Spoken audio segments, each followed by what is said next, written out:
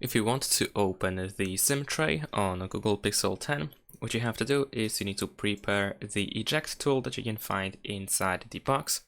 And then at the top of the device, we have the SIM tray.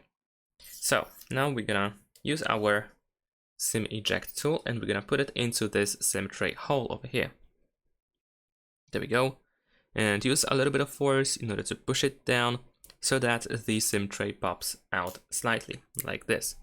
And now we can use our fingers or fingernails in order to try to remove. You can grab by this side over here or from the other one. As you can see here, we have a little bit of space so that we can use, for example, our fingernail in order to remove the SIM tray from the phone. And this is how the SIM tray looks like. Now we can insert our SIM card into the SIM tray. And it's fairly easy too. We just have to match the shape of the slot. So it looks like this, more or less. There we go. Oops, I just dropped it by accident, so let's give it another try.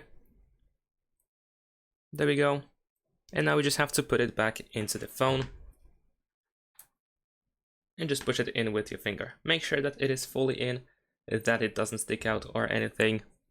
And that's all. Thanks for watching. Leave a like and subscribe.